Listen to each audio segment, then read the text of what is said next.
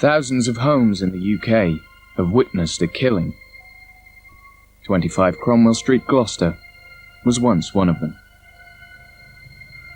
As the details of Fred and Rosemary West's horrific crimes came to light, the place in which they lived, the scene of many of their murders, became an accessory to their evil.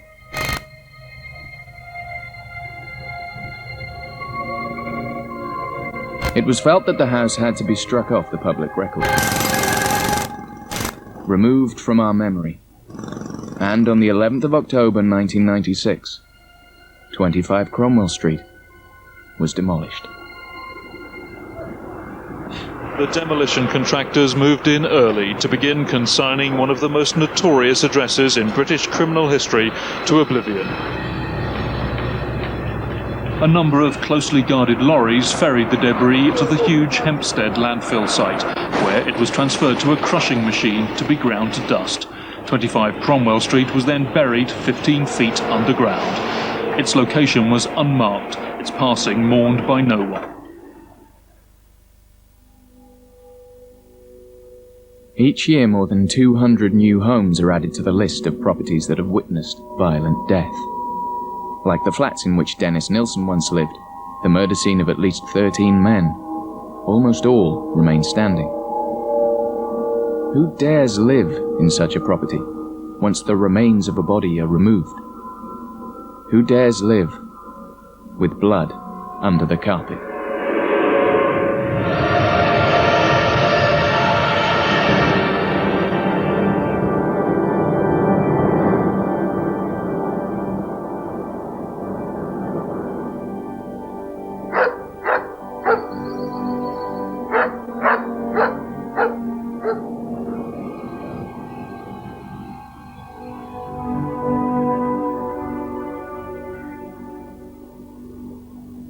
Aeolian House is a 4-bedroomed pre-war property set in several acres of ground in northeast England. 2 years ago, it was bought for £220,000 by Mr. and Mrs. Andrew and Louise Bloomfield.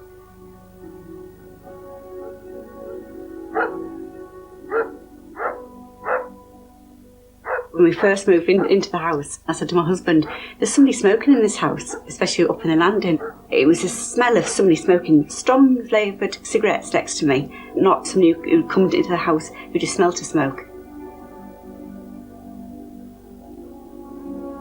Every now and then, maybe once a month, I'm conscious of somebody near me.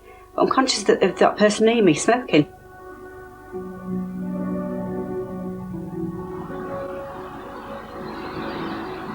We have both smelt cigarette smoke in the house, and neither of us smoke, and none of our friends that visit us smoke, so that was quite strange.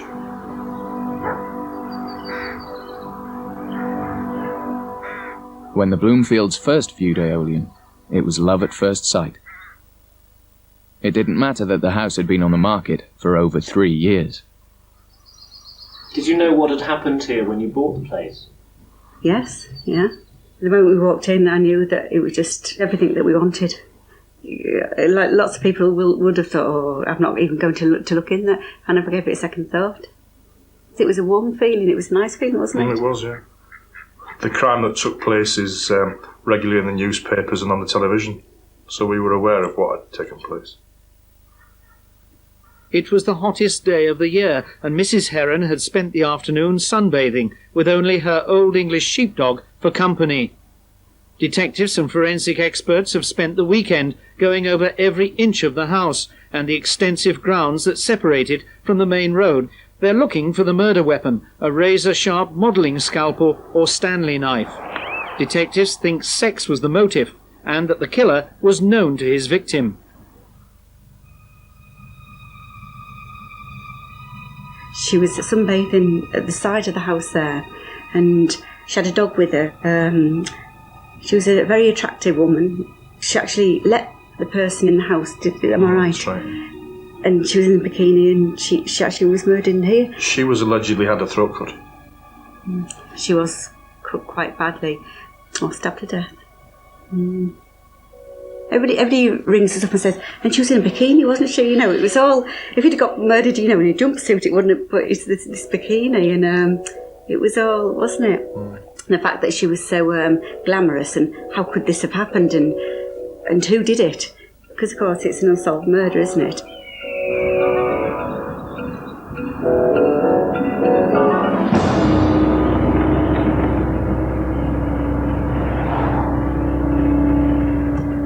Andrew and Louise bought Aeolian House for a purpose. Today, construction workers are hard at work in the grounds of the house, realizing a project that has been a lifelong dream.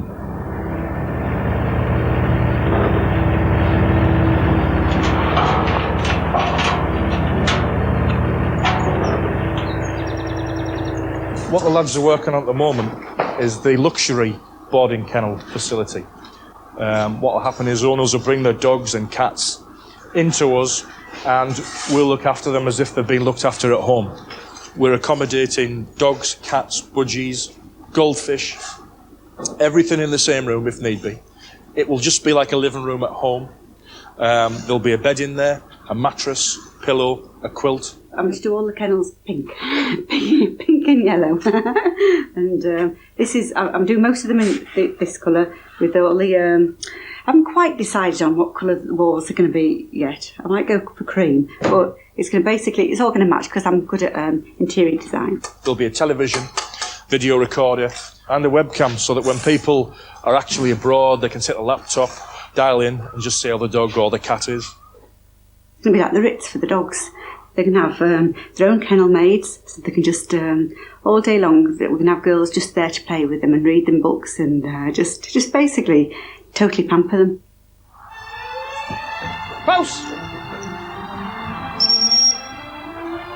Come on in, that's a good dog, good boy. Let's have a little bit of spray on you to make you smell nice, eh? Oh, he's a good boy, Rudy Poody. Sit. Come here, babes. Oh, good boy. I like the grooming side of it and the more cosmetic side of it, whereas Andrew likes the working side of it and the dog training. Good boy, Rudy Poody. I had another one as well. I called him Orly after the airport. Get over. Good boy. Whoa. There we go. Nearly finished now. Andrew and Louise look fondly towards the future of Aeolian House. But one aspect of its history remains hard to forget.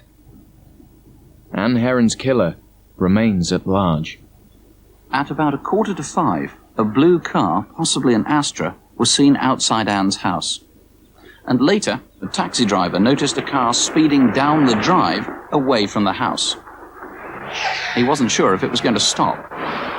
He came out behind me and accelerated very, very fast, past me straight. And as he passed me, I looked over and got a split-second glimpse of him, and he accelerated past over the roundabout, heading towards Darlington.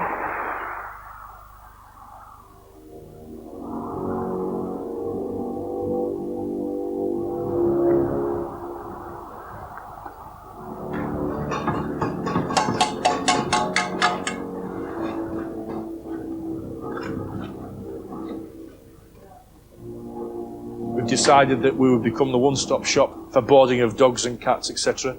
And with that, we decided that we'd like to install a pet crematorium. There are very few in the area.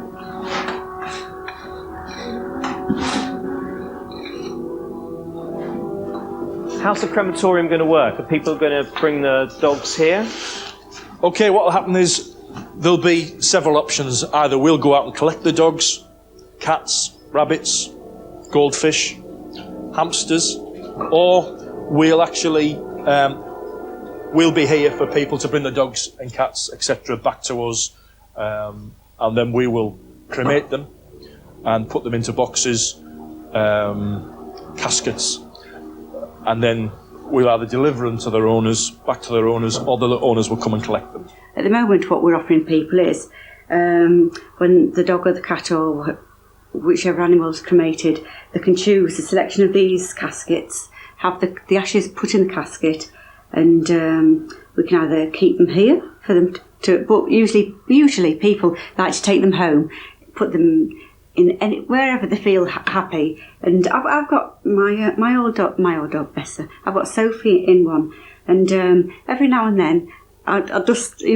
go and I dust it, and I think, and it's got a name on the top of it, Sophie. It's basically a big oven.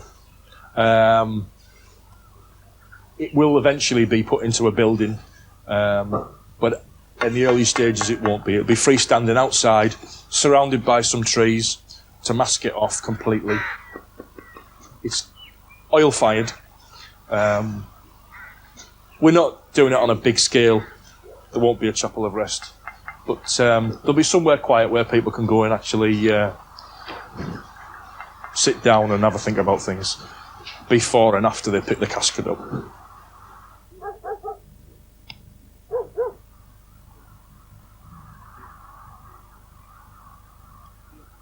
I do believe that if there was anybody that could enjoy us being here, it's Anne Heron. I think she'll be really happy looking down and thinking, that house isn't empty anymore. She loved animals, she loved ponies, she loved everything about, but really what I do, she loved. Certain rooms, I feel that somebody's watching what I'm doing. I can do something like dye my hair, and I feel that there's somebody watching me, and I think, it must be a lady. But again, that was just a sense of mine. She might have put us here. And that's my view on it anyway. You think I'm mad? With perfume on. Do you feel anything of Anne Heron around this house? Personally, I don't think about her at all. Not ever. I never think about who was here in the past. Louise does.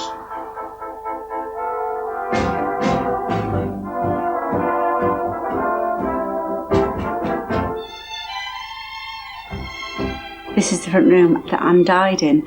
Their body was found, and this is the room we use all the time as a family room. I'm going to have our baby in this room because I'm most comfortable in this room. And I also thought it'd be lovely to start a new life here. There was a life that ended here, that was the last one, as such, and I thought, well, it'd be lovely to start to say, this little baby was born here, and a new beginning at the house again.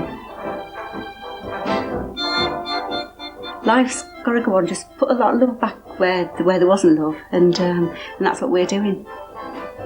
Give us a little bit more time, and it won't be that house, that unloved, cold house that lady got murdered at. It'll be a lovely house it'll be like Little House on the Prairie, full of kids.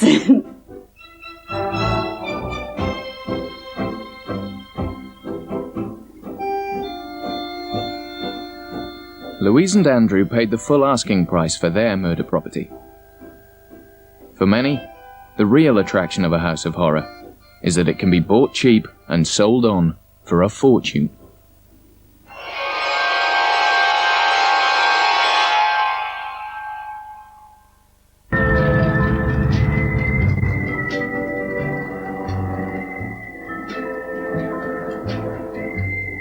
There are over 10,000 homes in the UK that have witnessed a killing. The plains of rural Norfolk are home to one of them. In 1999, Pingle House was the scene of an horrific double murder.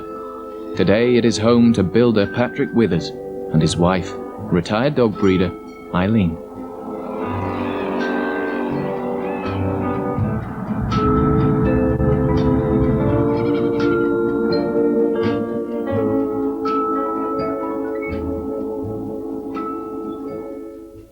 Well, this is the bathroom.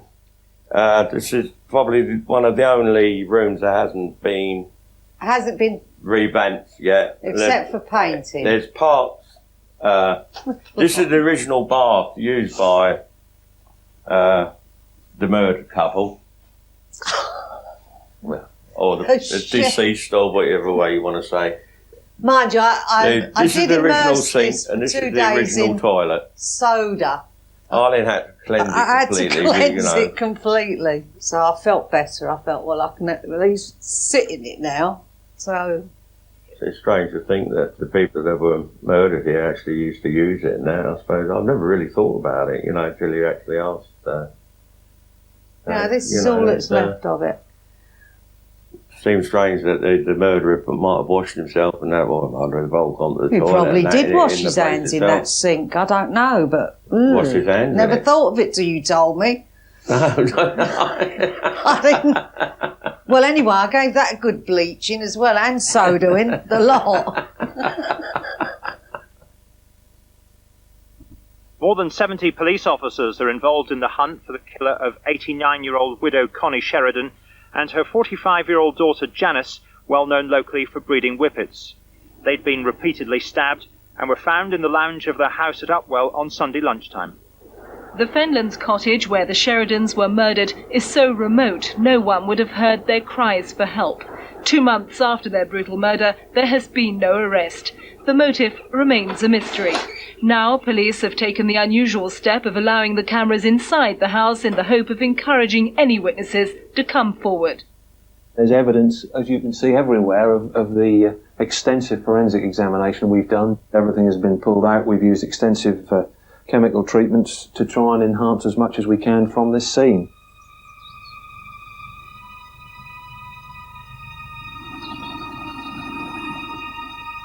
That was the original back door that used to lead into the scullery kitchen, which we converted into a bedroom now. This is where the bodies were discovered. Or so they say. So they say. One was there. And one was laying on the sofa over in that corner, weren't they? Well, no, I thought the sofa was here. Well, wherever. No, it wouldn't have been there because that was where the door was. All the walls, they've all been redecorated now, but they had all blue dye down, spots of blood, they were circled with the blue dye all the way around the floor. The whole place was splattered in blood. Sort of cascaded down the walls, all over the walls, all the way around, wasn't it? Yeah. The old fireplace here had a couple of tiles missing because they had blood stains on. How did these two women die? Stabbed, as far as I know. Quite a bloodbath, wasn't it? From what I heard, yeah, quite forensic. Quite horrendous, really, what he did. It's deceiving now because the staircase used to run up that wall there, and this actually went right the way back because there's a new staircase in here. The bodies of Janice Sheridan and her daughter Connie were found 2 months ago at their remote home at Upwell on the Norfolk-Cambridgeshire border. This weekend, the murder inquiry moved to Crufts at Birmingham. 4 detectives from Norfolk Police spoke to dog owners and breeders who may have known the Sheridans. It should have been Janice Sheridan at Crufts instead of the detectives, but the dog she had bred did her proud. The younger one. She used to go to our dog training club at Magdalen, Village Hall, wasn't it? Yeah. I mean, you're going back, what, 4 or 5 years now? I was so horrified when it come on the telly, it was her. Couldn't believe it. And then ended up living in the same house that she used to live in. It's a coincidence, really. Yeah. I don't know what else you could call it. It must be tens of thousands to one that 5, 6 years ago, when Arlene used to go to a dog training club, meet a person, probably have a little chat, not too much, and then 6, 7 years later, end up in their houses and then they're dead. It's incredible.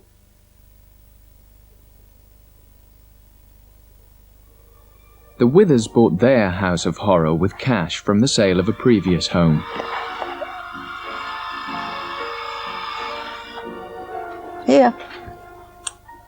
Mrs. Withers was looking for a place to relax. Sit down. Sit. Mr. Withers, a place that could be done up and sold on for a profit.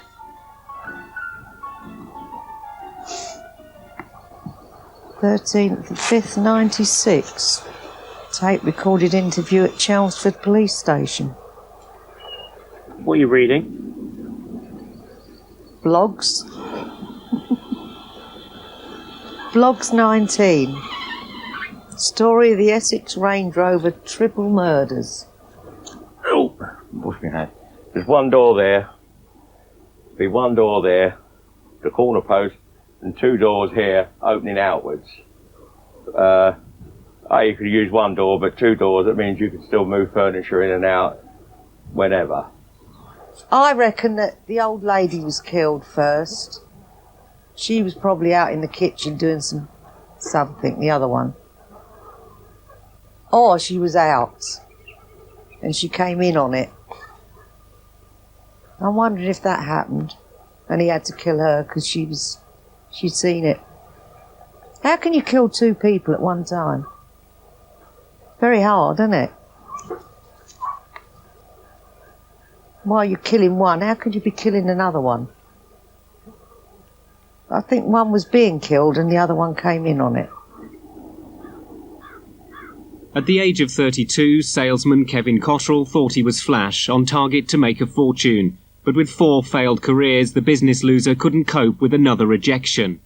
In June 1998, Kevin Cottrell, who was then working as a double glazing salesman, had an appointment at this house. The windows needed replacing, but Connie and Janice couldn't afford to have them all done at once. But by the time he left that day, he persuaded them to have this window replaced. Now, for the first time, he was linked to the scene. The skill of Norfolk detectives and forensic scientists proved he was a double killer.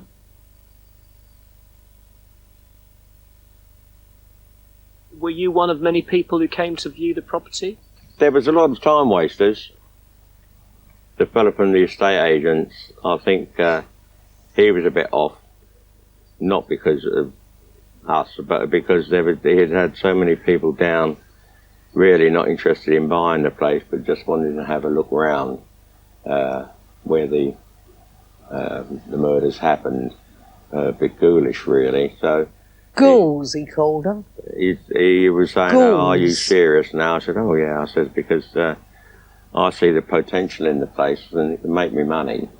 Before we bought it, I was hoping and praying it wouldn't go through.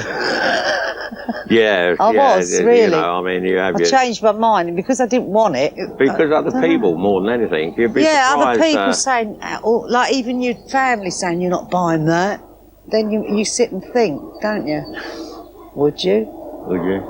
Are there ghosts about or spirits about the people that actually got murdered? Did they, because they were murdered? And did people, when they approach you, they always say, "You haven't bought that house, have you?" As if it was the bigger crime than the murder. You know. Honestly, that's how they sort of back off you. This is the garden area. Whether or not I don't think the Sheridans use this because this was cut off completely then. When we came here with a wire fence across here. That little plant there, that rose tree I got from Asda, 99p. That.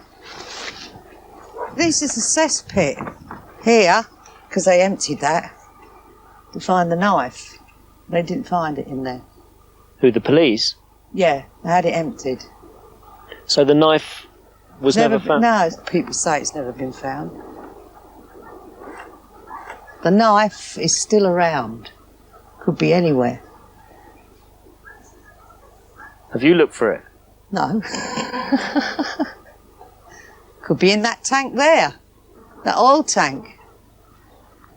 That was there when we came here, so he could easily have put it in there. Nobody'd be any the wiser. I said that to Pat, it could be in there. It could be anywhere, couldn't it?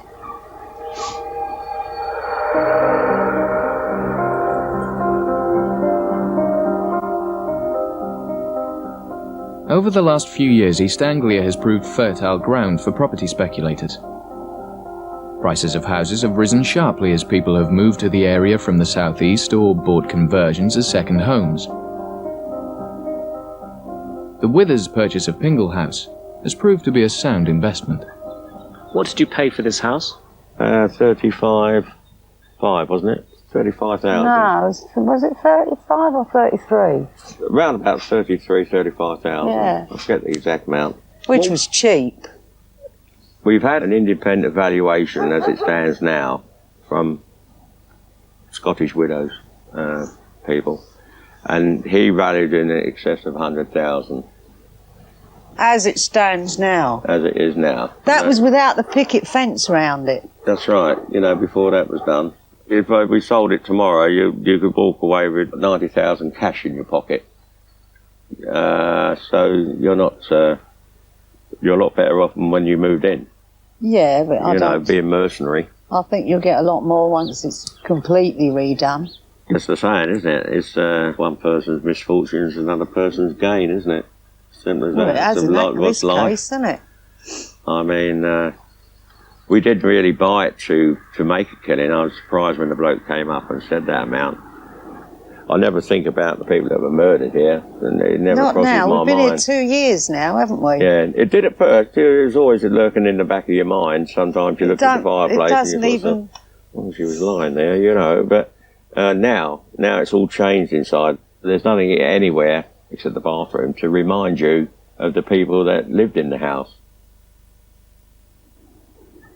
Pingle House is home sweet home to the Withers. Its dark history has helped them make a tidy profit. But for some owners of murder properties, profit comes at a price. There's the house with the garden in which a body was buried for over 2 years.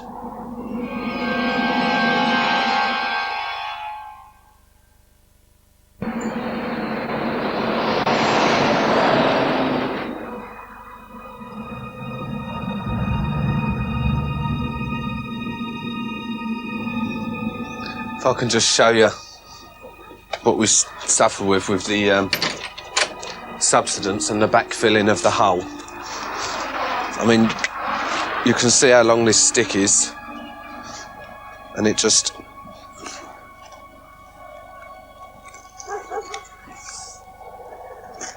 you can't do that. It's just because the ground's so soft. It just keeps sinking.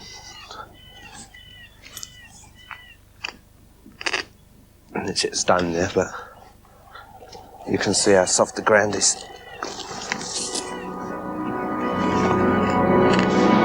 It just pushes straight in. I mean, that's what, 3 foot into the ground. David Hampson is alleged to have bludgeoned his wife Claire to death during an argument on September the 26th, 1996. Police recovered a body from the garden of the couple's home during an operation yesterday. They later confirmed it was that of Mrs. Hampson. The couple was having a domestic dispute in what was then the kitchen, and it went a bit too far. He snapped and hit her with a hammer.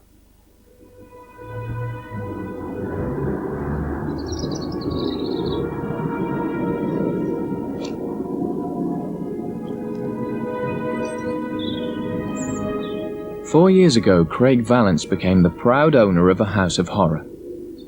He wanted an ordinary family home, but couldn't afford one. But then there was the house that nobody else wanted. The property that has turned Mr. Vallance, a dustman and former butcher, into a passionate gardener. When you bought this house, what was it like? What condition was this front garden? If you can imagine a jungle, that's pretty much what it was when we moved in. Hawthorn hedges along the front here, as high as the lamppost outside. There was a big conifer, I was at 15, 20 foot high, in that front corner, and a holly bush over there. This was just a mass with roses. There was 19 rose bushes. That was with all the other plants and shrubs and bird tables. And were there loads of people who helped you do it? Oh yeah, the most memorable was the turf laying party. We invited everybody round for a barbecue stroke party, but there was no garden to have it in, there was just dirt. And there was a big pile of turf here, so we all got to laid all the turf and then had the party on it. It was different, to say the least. Nobody was expecting to have to do a bit of work before they got the free beer and food. The court was told how 42-year-old David Hampson spun a web of lies and deceit, pretending his wife Claire was still alive. The former railway worker snapped after constant nagging and abuse from his wife. Hampson kept the murder weapon in the garage. He'd buried his wife in the garden because he wanted to have her near him. Carl Heidel, Anglia News, Northampton Crown Court. The body was buried in this front garden? Yeah, it was, yeah. Just over here.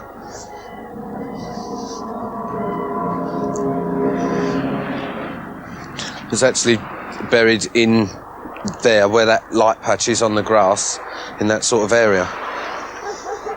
I mean, it was, when we moved in, it was dug up from here through to here and sort of so wide, and it was just as though somebody had dug a hole and then backfilled it.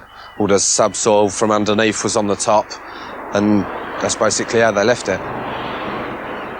So, just another bit of garden as far as I'm concerned. It's just unfortunate that it keeps sinking, but nothing I can do.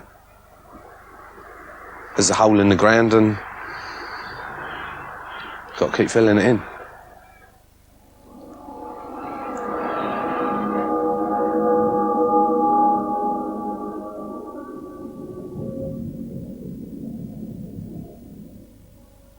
Why did you decide to buy this house? For no other reason, really, than it was cheap. When I bought it, they valued it at 55, put it on the market at 45 because of what had gone on here, and then I bid 30 and bought it. But it had to be sold. It was via a solicitor because the gentleman who owned it was in prison. Was there any worry on your part at all about the history of the house? You mean ghosts? No, not at all. Poppycock. Tell that to Mr. Valence's neighbours. Ever since the killing, his house has attracted unwelcome gossip, rumour and sightseers. When we first moved in, there was actually people coming and parking outside just to have a look. Halloween was our busy time.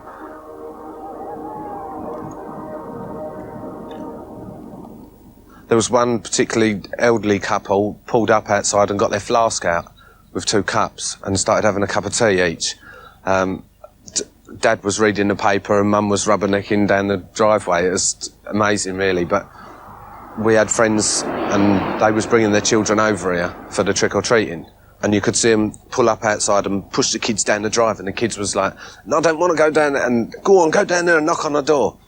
And me and my wisdom thought it would be a good idea to hide around this side of the garage where it was dark, and as they knocked on the door, jump out on them with a scream mask on. Most of the kids thought it was highly amusing, but there's a lot of the parents that didn't think it was too much fun, and they sort of took the kids back in the car and went home. That was the end of that.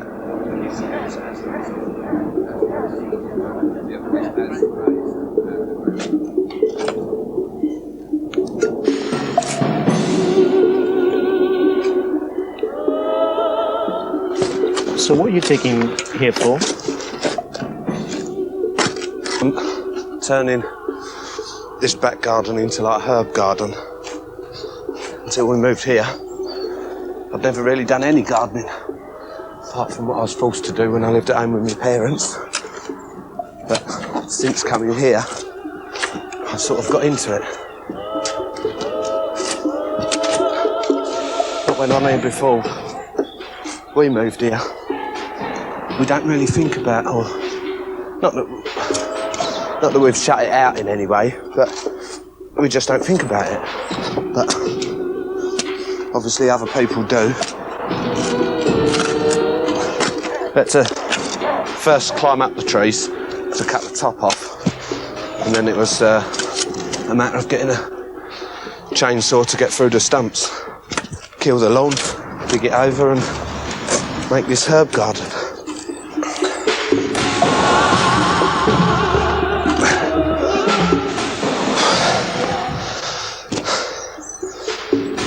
Presto. It's out.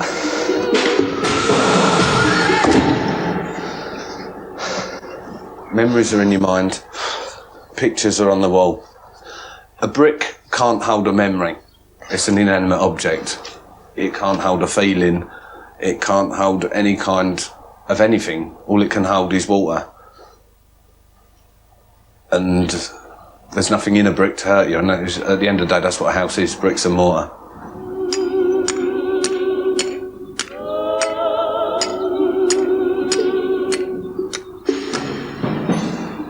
It's unfortunate what went on here, but had I not bought this house for the price that I bought it for, I would maybe still be living in rented accommodation. I don't know.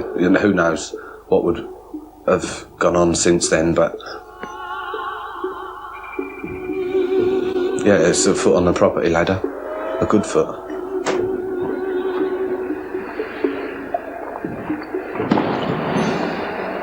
Craig's lucky. He knew the history of his house before he bought it. But because people selling their home don't have to declare its history unless asked, there are many people across the land living with blood under the carpet who just don't know.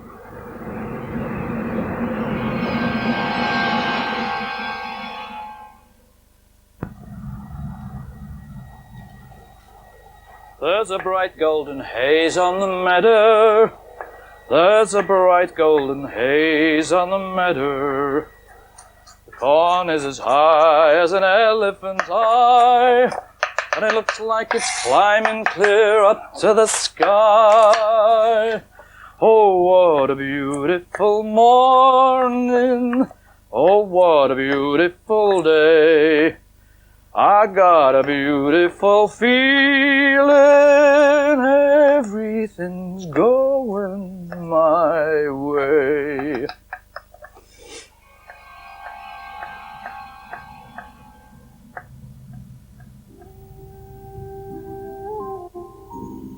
In 1995, Mr. Graham Blakely and his wife Glenys bought the lease of 181 and 183 Cross Street, Manchester. They run an Italian restaurant on the ground floor and live in the flat upstairs. Since moving in, the property and its distant past have been full of surprises.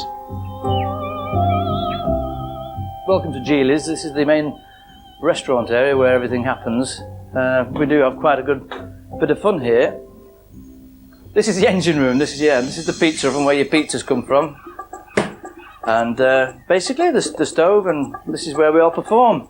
Follow me, Clive. I like Floyd. Just going upstairs to 183. Okay. Just going into what would have been a kitchen or bathroom. I think this was a sauna room, because there used to be televisions on a plinth in each of the rooms. There was a television table, so they had televisions up there. Now you can't say they watched it in bed, because I don't think there was any beds in the health club, but again, it's had a checkered career, so all sorts are going on up here. Did anyone before you moved in tell you the history of this house? No contact whatsoever with anybody in that respect. No contact whatsoever, no information. Just rent it, and that's it. This is the situation. Nobody told us anything, did they? Here's the lease. It came as quite a shock, quite perfectly honest, when I found out. This is where we collapse at night, wife and I, after we've just done a hard day, which is every day. It's like 72 hours a week running a restaurant. And have you decorated this room? Oh yeah, we've decorated right through in brilliant white, and it'll just stay there forever until we chip it off. Become vandals. Although by the time we get to bed, there's no chance of being a vandal at all. My age, anyway. Finished. It's a typical daughter's bedroom. Welcome to the boudoir. I don't know how much you want to see, but we better not linger here too long. You might get frightened. This used to be a brothel on this floor. Okay. This was a bedroom here. There's an entrance there and an entrance here. Not a very big one. I mean, in here, when we came in, this is the dark room. There's just one light in there, and it's all painted black. But I think they made videos here as well. What kind of videos? Rude ones? There might have been a bathroom in this corner, but I mean, original bloody wallpaper. There's definitely somebody living up here. You wouldn't have thought so, would you? Really? Wouldn't have thought so, gentlemen. It's a strange pattern. That's very early. Can't believe it. I've gone in for your paper, newspaper, milk, bread, and the lady was serving me and she said, oh, you've got the place where the murder happened, haven't you?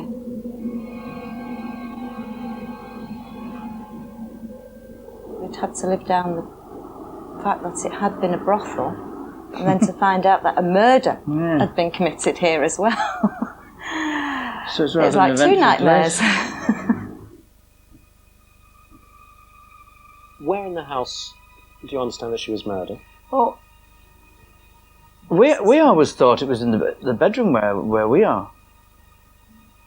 I would like to know about the circumstances of her death. On the night of the 5th of September 1968, 21-year-old Norman Bassett, in the front room on the first floor, killed his mother, Eileen. She was found in bed. She had been stabbed 18 times. Do you think you should have been told? Yeah, I do.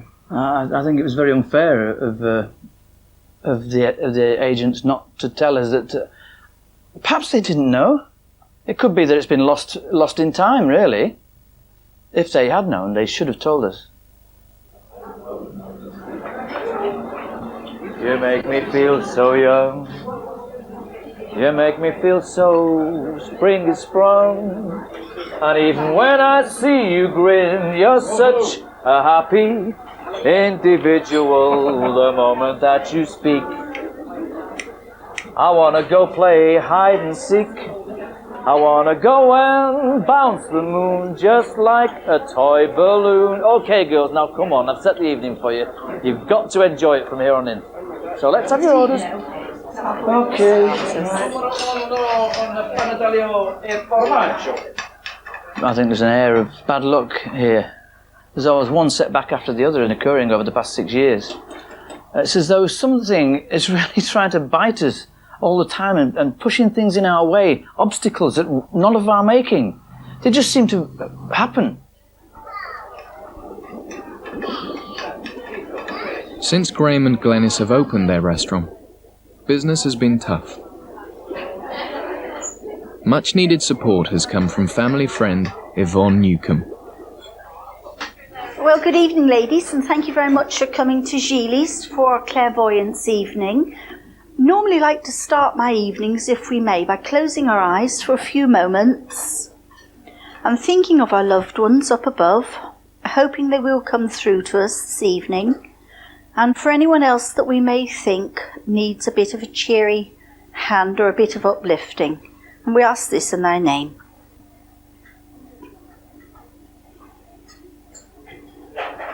I'm coming to this lady because I feel as if I'm drawn, as if I'm being pulled. I'm getting a broken ring situation. So you've either had a breakup of a relationship, or you've lost a ring, or broken a ring, or... I broke my nana's ring. You broke your grandmother's ring, and that's the grandmother up there, in the grandmother in the spirit. Was it a diamond? Was it a diamond in the ring? No, it was a cladder ring. Right. Well, there's going to be a lot of movement again for you. I feel a lot of change, which is due for you. I do feel change around the home scene. Does that make sense? Do you know how the lady died here? I believe it was a murder, but I don't know anything about the injuries that she would have suffered. But I do feel I would have been, and sort of as if I've got scars here and here, as if there's a lot. And I feel my face, my cheekbones may have been, sort of damaged. Strange things like feeling your clothing being tugged and pulled, or tapping on you, and you turn around, there's nobody there, and I'm shouting, Graham, where are you? Yeah. What do you want? I've been sat reading my paper in the morning, and there's been someone's just gone, hey, excuse me, silly things, and I felt a little tug on my shirt while I've been sat downstairs as well. I thought, I can't do with this.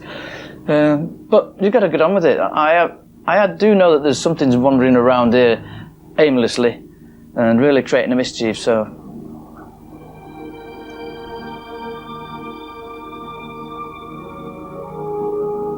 When we've had the clairvoyant evenings, the grey, this lady floats from the stairs as if she's going back upstairs, and she comes and she goes back down as if she's going to the toilet, and then there she sits, rocking back and forth.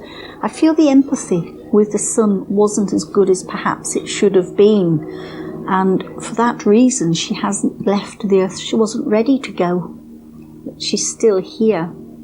When people say to me, "Oh, I'm really cold," and I say, "Yes, I feel very cold in the toilets."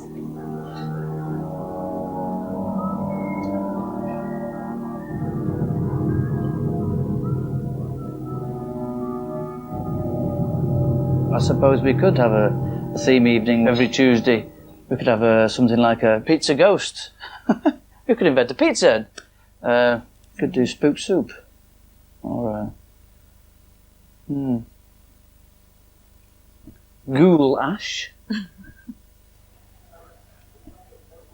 Someone is talking to me about your husband, and they're saying that he's really irritable because he's finished work. Can you understand why he's giving you that? Yeah. Because I finished as well. Right. And they're telling you you've got to do something to get out of that house, otherwise you'll each other. Yeah? If you'd known the history of this place, would you have moved in? It's difficult to answer. We would have thought about it a lot. We would have thought about it. Had we had the option? Had we had the option, I think we would have thought about it. Sometimes I think it's a pity we didn't know, because we might have taken a different tack in this world, and things might have been different. We might have been running around in a Porsche by now. But I feel a bit of a lightening of your soul around you as well. And your grandmother, is your grandmother in the spirit? She is. Grandmother in the spirit. She's coming through, catching hold of your elbows and lifting you up. She's telling you, don't let things get on top of you. Please carry on and push forward. Would you live in this property? Not likely. No, I wouldn't. No, I certainly wouldn't. No, I feel very uneasy upstairs. Maybe that's because of my sort of psychic feelings. That's how it is with me,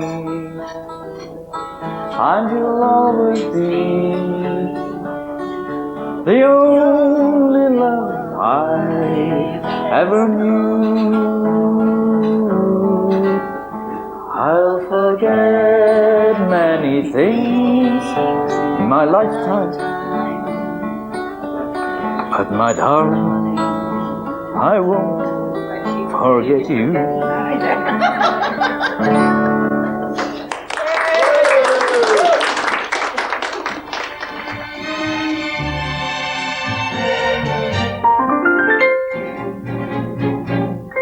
You can tell us what you think about this or any other programme on any TV channel by logging on to channel4.com/thinktv. A different side of Heather Mills' life comes to light in The Real Mrs. McCartney tomorrow at 10. Next tonight on board Tony's Fighting Temptation in The Sopranos.